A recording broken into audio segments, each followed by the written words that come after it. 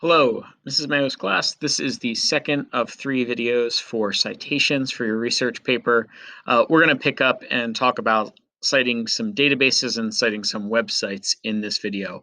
One of the nice things about the databases is that many of them, almost all of them, will export your citation from the database right to Noodletools, and they make it very simple for you to do that.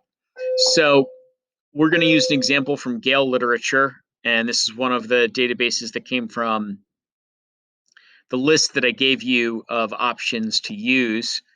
And I'll scroll up here just a little bit to show you where I'm at. Here's Gale Literature. I've searched for Shirley Jackson, and I've decided I'm going to use House Mothers and Haunted Daughters, Shirley Jackson and the Female Gothic. Now, if I click on this, I can open up the document.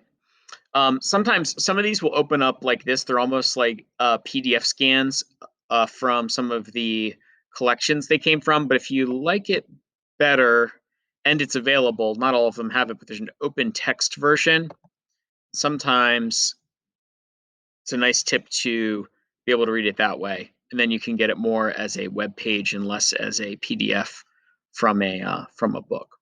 But for citation purposes, all we really need is the Cite button. So you'll see this on all of the databases as far as, the main databases, JSTOR, any of the Gale databases will have this. You just hit Cite, and then you can export to, and Noodletools is usually one of the ones listed. So you're looking for the export button here. What they do is they create this citation for you, which is really convenient. The only real trouble we tend to see with the citations are sometimes some strange typos or something where we'll have a capitalization error. So we're going to export to Noodletools. I have my Noodletools document open over here. It's the last one I've used. That does make it easier. If you're already logged into your Noodletools account, you can see I cited my primary source right over there. So now I'm back. It's imported it. I'm going to send it to my project that's called American Lit Research Paper. I'm going to double check to make sure there aren't any kind of weird typos up here, anything that looks obviously wrong. Notice all of the major words of the title are capitalized, and you only have those kind of smaller words, prepositions, and things like that that are lowercase. Everything seems to be in pretty good shape, and for that reason, we're going to go ahead and just import references. You'll be given notification that it has been your importing the reference has been successful. That's good news. We'll head back to Noodletools, and it's not here yet, but if you refresh the page, the second citation will appear. And now we have cited two things instead of just one, and I've cited this journal article that I can quote now in my paper and give credit to the original source. And as I've said, most of the databases are going to allow you to do this. So it's a really useful tool and a great time saver if you're using the databases. Now, I know that some of you may go out to the web and cite web pages, and there's really nothing wrong with that as long as you're making sure that they're coming from a credible source, and it's a source that isn't super dated, or something like SparkNotes, a source that's kind of made to take shortcuts or to cheat on a project. You can't use Wikipedia. Mostly you can't. The only reason you can't use Wikipedia is because there's no clear author defined. So stuff like that. You want something that is clearly where we have a clear critic kind of taking an analysis or a viewpoint on the author. So I have an article here from a magazine called The New Yorker, and I'm going to cite that. So I'll go hit new source, and now we're going to cite a website. I know in the other video I mentioned that if your primary source was from a website, you may need to do that. You may need to do that too. You may need to choose something from here in order to cite your author. It just depends on the website that you might have got your primary source from, if that's the case. So just like with the last citation, you see it's broken. It's kind of broken into three groups.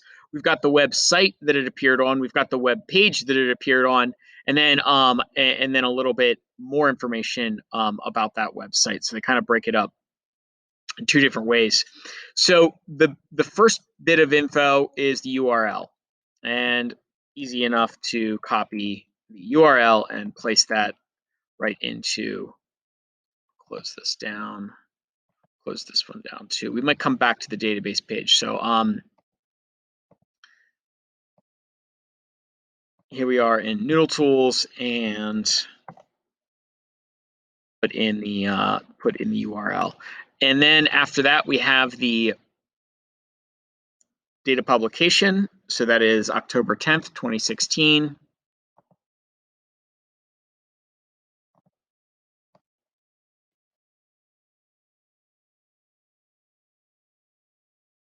If your data publication isn't right here, and that very well could be the case, a lot of times you'll find it at the very, very bottom of the page, where there will be something down here giving you a year or a copyright year.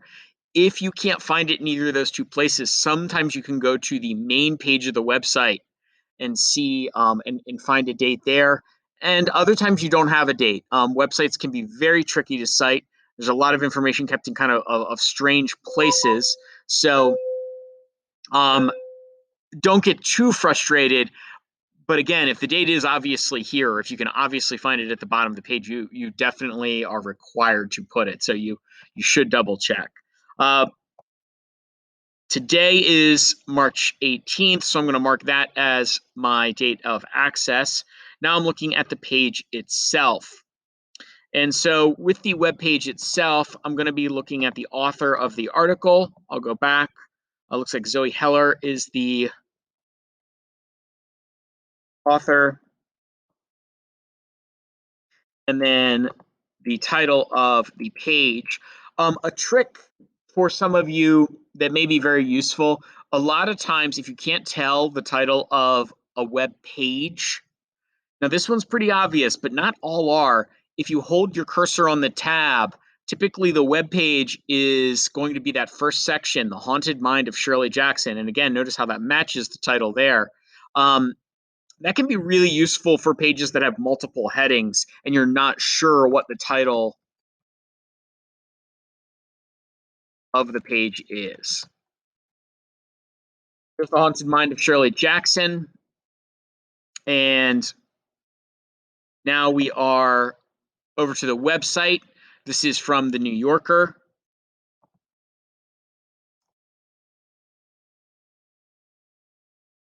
And we're left with one last question. And the last question is, who publishes this site? Well, that can actually be kind of a complicated question because perhaps the New Yorker is published by the New Yorker. And if that's the case, we actually don't have to write anything.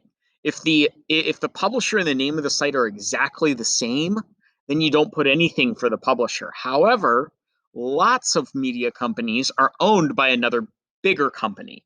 For example, if I was citing something from CNN, it is owned by Time Warner. And so Time Warner actually gets the credit there. So we have to look around a little bit. So first, I'm going to check the bottom of the page. And I'm going to see if there's anything here that gives it away. And you know what? There is. So I'm going to really zoom in here. Notice the copyright. You may have never heard of this, and it doesn't even look like the name of a company.